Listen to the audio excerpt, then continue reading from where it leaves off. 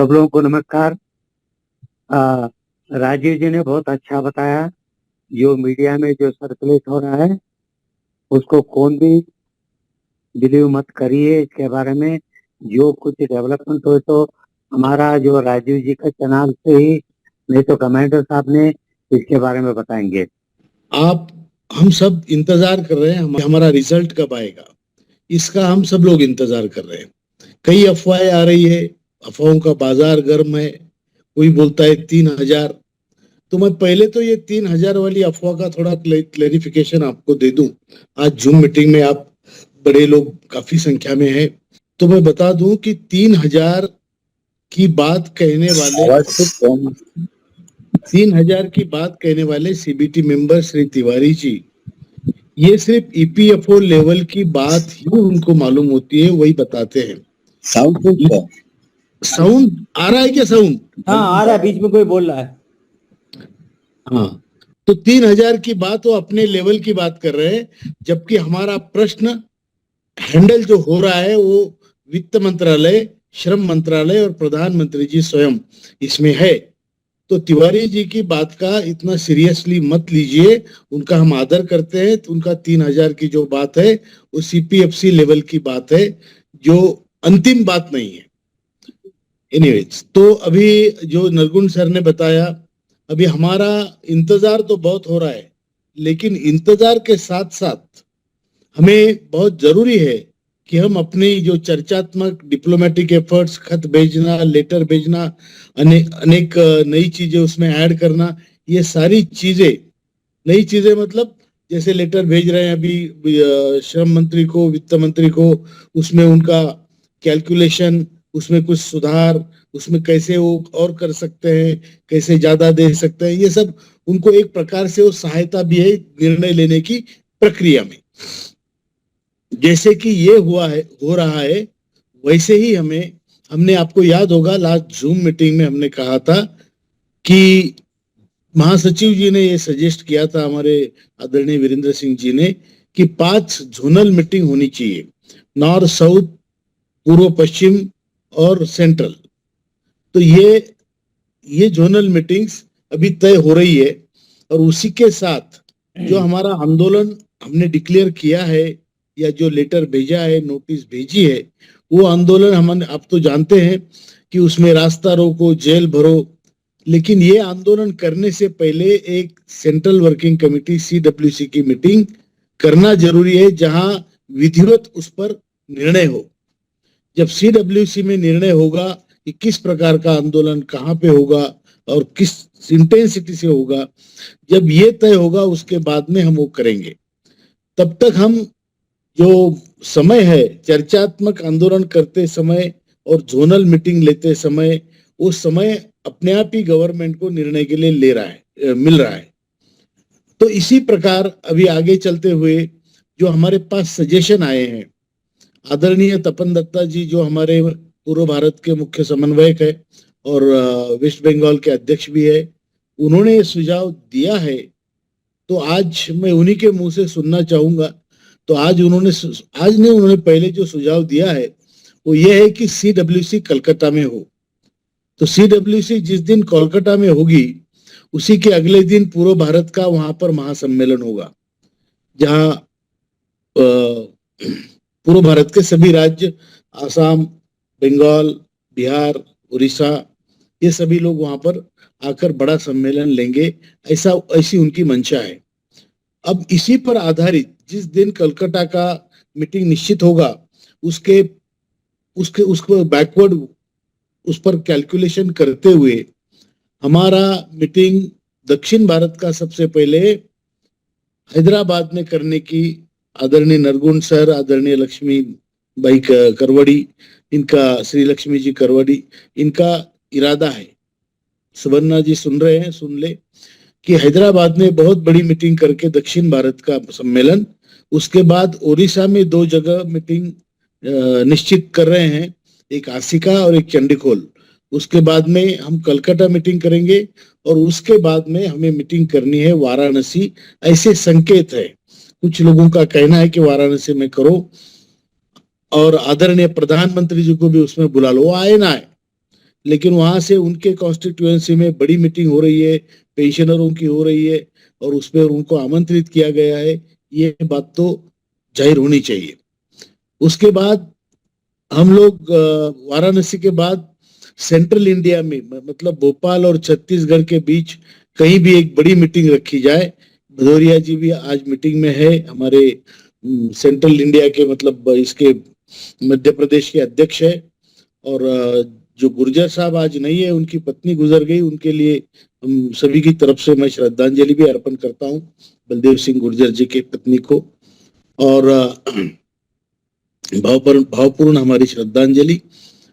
तो मध्य प्रदेश में एक मीटिंग हो, फिर हमारा उत्तर, दक्षिण, पूर्व, पश्चिम, पूर्व ये और सेंट्रल ये मीटिंगें हो जाती है। फिर बाकी बचता है महाराष्ट्र, गुजरात, गोवा मतलब पश्चिम महाराष्ट्र। तो उसके ऊपर पोखरकर सर, आरसी पटेल जी, ये सब लोग उसमें, और बाबूराव नायक जी गोवा के अध्यक्ष, ये सब लोग इस पर विचार कर रहे हैं। और हो सकता है वो एक ना करते हुए 2-3 मीटिंग करें बड़ी। तो ये सारा जो प्रोग्राम है ये आपको बताना भी जरूरी था, इस पर आपकी राय जाननी भी जरूरी है। और जो CWC है उसमें तय होगा कि आंदोलन किस प्रकार का, किस इंटेंसिटी लेवल पे और कहां तक हमें उसको करना है। तो इस पर भी आप अपनी राय अभी दे दें। CWC में तो उस पर निर्णय होंगे, सभी हमारे जो नेतागण हैं देश भर के वो वहां रहेंगे, वो सब मिलके इसका निर्णय लेंगे। तो हमने कॉर्नर साहब का जो ये हमने सुना, मैंने पहले भी बोला था, जो we are actually planning for a, हम सम्मेलन बोलता है बांग्ला में, हिंदी में भी सम्मेलन बोलता है, ऑल वेस्ट बंगाल सम्मेलन, ऑल नॉर्थ ईस्ट या ईस्टर्न जोन, ऐसा कोई सोचा नहीं था हमने। तो मैं सोचा ऑल वेस्ट बंगाल कन्वेंशन हमारा ड्यू है, तो पूरा पश्चिम बंगाल जो हमारा जिला है 27 जिले से सब आदमी आएंगे, उनको ले करेंगे। तो जब अरेंजमेंट कर ही रहा हूँ तो एक दिन पहले CWC कर सकते हैं, तो इसलिए मेरा ऑफर था अगर CWC कलकत्ता है तो हम अरेंजमेंट कर सकते हैं, तो अरेंजमेंट करूंगा भी। And indicative hunger strikes also have been conducted according to our national leaders' instructions in some of the places during the month of April. On 27th of every month, when this Nidhi Aapke Nikat program is happening, regular meetings will happen on that day.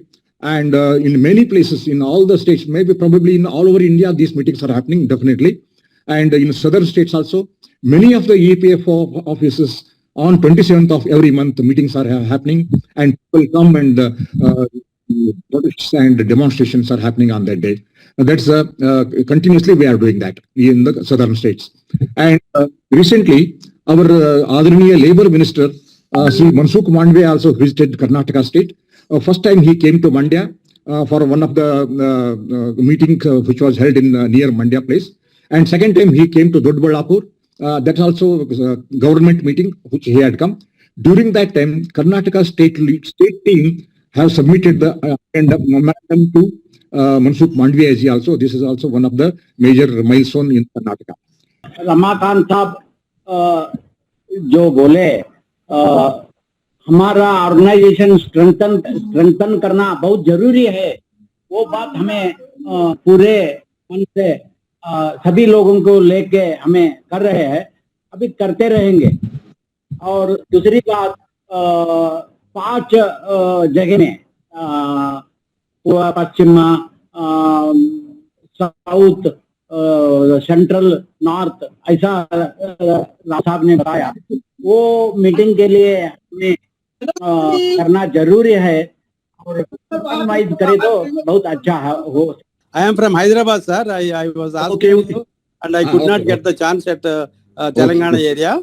Okay, go ahead. Sir, I am very much impressed with all our leaders and also members. Sir, our Rail Roko and Rasta Roko, when we are starting, sir? Okay. No. నేను మాట్లాడతాను sir, మీతో నేను మాట్లాడతాను. Okay, madam. अभी हमारा जो higher pension के लिए चल रहा है, हमारे केसेज है यहाँ पर काफी, जो एक प्रो रेटा का चक्कर चल रहा है बीच में। हेलो, हाँ बोलिए। हाँ, प्रो रेटा मतलब जिसमें ये करते हैं जो 1/9/14 से पहले वाला पीरियड है ना कोई, हायर पेंशन के लिए, उसकी एवरेज लेते हैं 12 महीने की। उसके बाद का जो पीरियड है फिर 60 महीने की एवरेज लेते हैं। एनी हो, कोई भी अगर 2016 में रिटायर्ड हुआ मान लो, तब उसके 60 महीने जो है, जो 2011 से स्टार्ट हुए, 11 से लेकर 16 तक उसका पीरियड आता है, तो उसमें ये है कि उसको जो एवरेज पेंशनेबल उसकी सैलरी बनती है वो बहुत कम हो जाती है, उससे उसको लॉस हो रहा है। And they are preferring going in for the appeals, कोर्टों में जा रहे हैं भी हमारा जो है वो ये फार्मूला जो प्रो रेटा का बीच में ना हो, और ऊपर वाले जो है वो 60 मंथ्स की ही एवरेज दी जाए, और काफी केसेस कोर्टों में चले गए हैं। अच्छा, इसमें और बातें भी हैं बीच में, कई केस ऐसे आ गए हमारे पास भी जिसने, या तो हस्बैंड वाज लाइव उस वक्त, मतलब जो सर्विस वाला मेंबर था वो जीवित था, उसने अप्लाई कर दिया है ऑनलाइन, जब ज्वाइंट ऑप्शन का टाइम आया तो ही वाज डेड। तो आगे जो है डिपार्टमेंट ने, या जब जो ज्वाइंट ऑप्शन के फॉर्म भरने थे आगे जाकर, तो उसको he was not given the opportunity, he family was not given the opportunity, तो pension was denied to her. Likewise जहां ऑनलाइन दूसरों ने अप्लाई किए थे, जो विडो थी कहीं दूसरे और केसों में, घर वाले की डेथ हो गई थी, विडो ने अप्लाई कर दिया online, but she was not given the chance, क्योंकि वो ज्वाइंट ऑप्शन फॉर्म नहीं भर सकती थी। पर ये है, ये नहीं होना चाहिए था।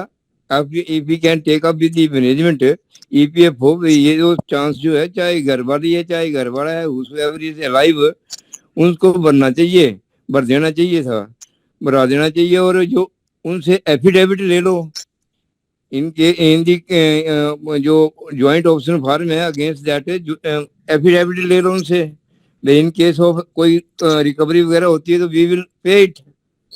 पर ये पता नहीं department is not doing that. If हो सकता है तो ईपीएफओ से काम लेना, मतलब कांटेक्ट करना और ये बात करनी for the higher pension. Lower pension का जो है वो यहाँ पर चल ही रहा है, whatever we are doing.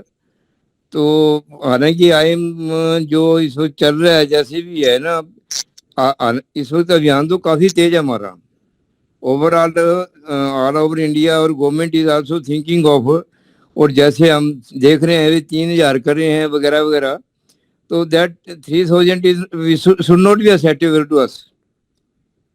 We should go in for 7500 minimum with DA. तो अगर इससे नीचे नीचे कहीं बात करते हैं तो बात नहीं बनेगी वो कुछ। अगर बनारस का करने का निर्देश देते हैं, उस बनारस में करने के लिए मैं लगातार लगा हुआ, कम से कम नहीं तो अपने 5-6 साथियों से बराबर में संपर्क में तब से रहा। उनको नमन बंधन। हम लोग बिल्कुल मुहाने पर खड़े हैं, हताश और निराश होने की जरूरत नहीं है। ईश्वर चाहे तो बहुत जल्द सफलता हम लोगों को मिलेगी, बस थोड़ा सा और उसमें पुश करने की जरूरत है, और सब लोग संगठित होकर के और राष्ट्रीय नेतृत्व के निर्देशानुसार अपना काम करें तो सफलता बहुत जल्द मिलेगी। ज्येष्ठ और श्रेष्ठ भाइयों को नमन करता हूँ, वंदन करता हूँ, और आप सबकी एकता और माननीय कमांडर साहब के नेतृत्व को भी नमन करता हूँ। आपको एक बात बता दें कि जो हमारा दिल्ली का आंदोलन था 9 मार्च से 11 मार्च तक का, माननीय कमांडर साहब के नेतृत्व में आप सभी के पुनर्पुरुषार्थ से बहुत ही सफल रहा है। इसके काफी आगे हम बढ़ चुके हैं। आपको बता दें, आपको सबको पता है कि 17 मार्च को हमारे आंदोलन के कारण ही स्टैंडिंग कमेटी ऑन लेबर का रिपोर्ट जो है संसद में रखा गया था, वो हमारे पक्ष में रहा। हमारे जो बॉम्बई साहब वहां के उस स्टैंडिंग कमेटी के अध्यक्ष थे, हमारे कर्नाटक के भाई बार बार मिलते रहे। कमांडर साहब भी जो है उन्होंने भी अपनी ओर से जो प्रयत्न किए जा सकते थे वो किए गए। हमारी जो कमेटी बनी थी उस कमेटी ने कमांडर साहब के माध्यम से बहुत ही अच्छा प्रेजेंटेशन जो है वहां किया था, और उसका ही कारण था कि बॉम्बई कमेटी ने स्पष्ट माना कि इन सभी को तुरंत जो है मिनिमम पेंशन इनकी तुरंत बढ़ाई जाए, और इन्हें महंगाई के हिसाब से, आज की बढ़ी हुई महंगाई को देखते हुए सम्मान पूर्वक पेंशन दी जाए।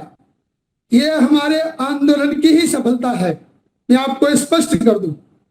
इसके बाद में बहुत सारी चीजें हुई हैं, हम विस्तार में नहीं बताएंगे, सब आपको बता देंगे। तो कमांडर साहब आपको क्या बताएंगे वो जहां मीटिंग्स करनी है, इसलिए कमांडर साहब के ऊपर हम सब चीजें छोड़ते हैं, वही आपको बताएंगे आने वाले सम्मेलनों में। 2-3 चीजें आपको स्पष्ट करना बहुत जरूरी है। मैं कर दूं कि 11 मार्च के बाद में, आंदोलन के बाद में, माननीय कमांडर साहब ने प्रधानमंत्री जी इसमें इंटरवीन करें और हमारी जो मांगे हैं उसको, जो कैबिनेट की मीटिंग है उसमें जो है मंजूर किया जाए। इसी प्रकार से उसके ऊपर सरकार के ऊपर दबाव अभी तक डिप्लोमेटिक अप्रोच के द्वारा बनाया जा रहा है। माननीय श्रम मंत्री महोदय जी के प्रति कृतज्ञता व्यक्त करते हैं कि कमांडर साहब की उन्होंने बात सुनी और हमको वहां 7 मार्च मिलने के लिए समय दिया। उन्होंने जो कहा है वो मैं आपको नहीं बताऊंगा, कमांडर साहब जो है आपको बता चुके हैं और भी आगे वही बताएंगे। सभी चीजें पॉजिटिव है। रही बात इसकी 11 मार्च को माननीय कमांडर साहब ने जो आंदोलन स्थगित किया था, वहां घोषणा की गई थी कि आने वाले दिनों में आवश्यकता पड़ी तो हम रेल रोको, रास्ता रोको, आमरण अनशन भी करेंगे। उसके लिए नोटिस पहले दिया चुकी है, हमारे सभी पर्याय खुले हैं और योग्य समय पर देश काल परिस्थिति के अनुसार से निर्णय लिया जाएगा। आप बिल्कुल निश्चिंत रहिए, कमांडर साहब के ऊपर विश्वास कीजिए, अपने संगठन के ऊपर विश्वास कीजिए, अपने खुद के ऊपर विश्वास कीजिए, अपने नेताओं के ऊपर विश्वास कीजिए जो आपके पदाधिकारी हैं, और ईश्वर के ऊपर विश्वास कीजिए क्योंकि धर्म हमारे साथ में है। हम अपने कर्तव्य पालन के लिए, पेंशनर्स के हित के लिए कमांडर साहब के नेतृत्व में संघर्ष कर रहे हैं इतने दिनों से।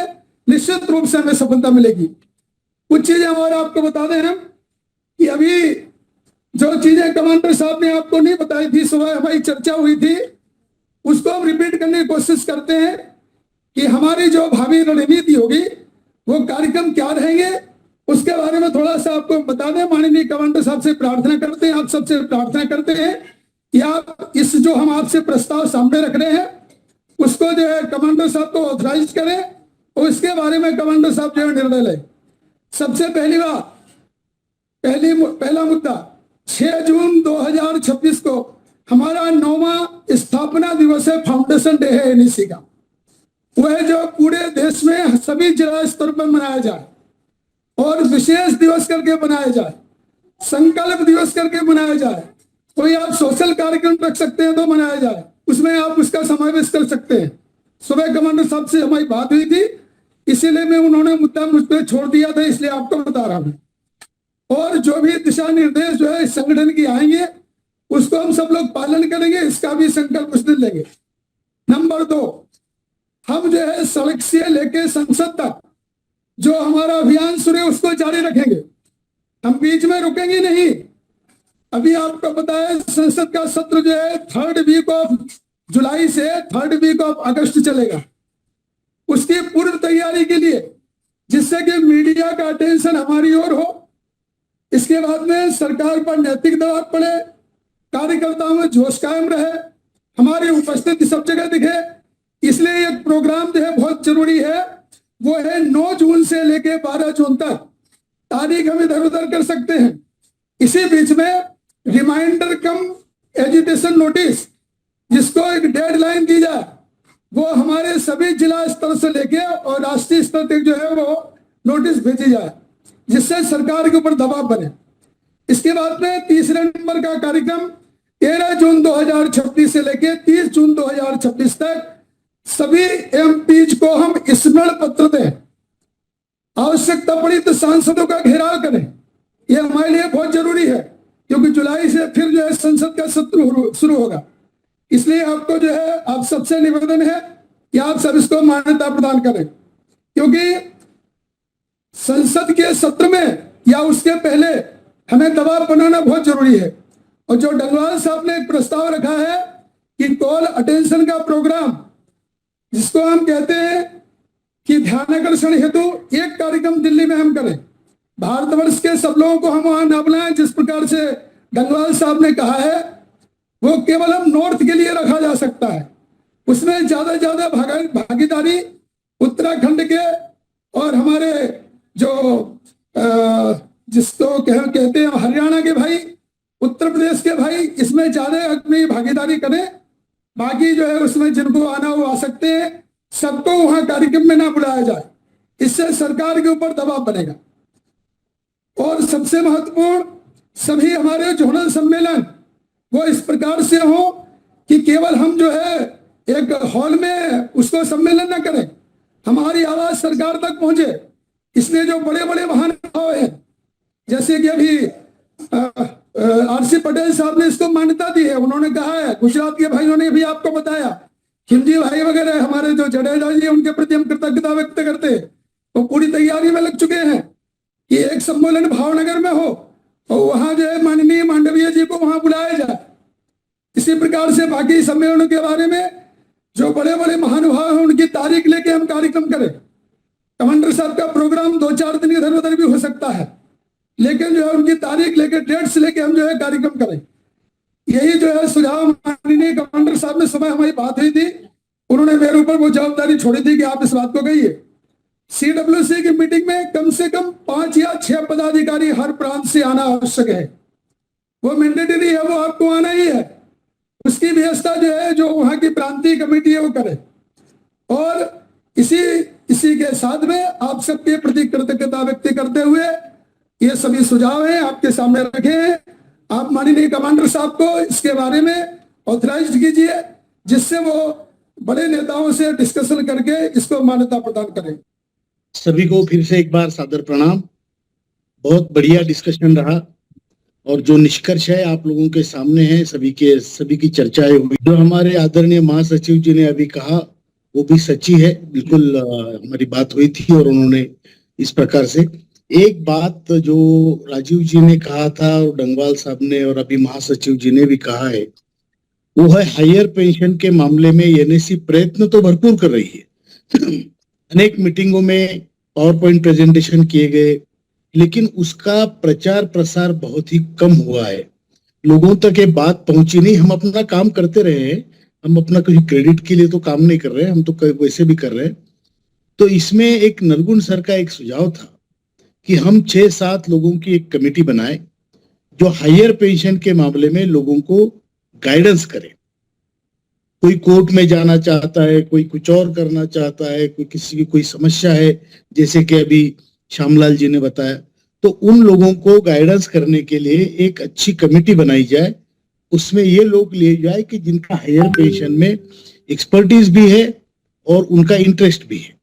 तो ऐसे लोग अगर लिए जाए तो उसमें मेरे दिमाग में जो लोगों के नाम आते हैं वो है PN पाटिल सर, अपने तपन दत्ता सर, और उसके बाद में अपने छत्तीसगढ़ के अध्यक्ष सिद्दीकी सर, और जो अपने भिलाई के मुरुगयन जी जो तमिलनाडु के अध्यक्ष है, और उसी प्रकार और भी लोग जो इसमें वॉलंटियरली आना चाहते हैं, और उनके नंबर प्रसारित किए जाए कि भाई ये लोग, इनकी एनएसी की कमेटी है हायर पेंशन के मामले में लोगों को गाइड करने वाली, गाइडेंस कमेटी, मार्गदर्शक समिति, और उनको लोग अप्रोच करें और वो उनकी समस्याएं सुलझाएं। तो ये एक सजेशन बहुत बढ़िया है।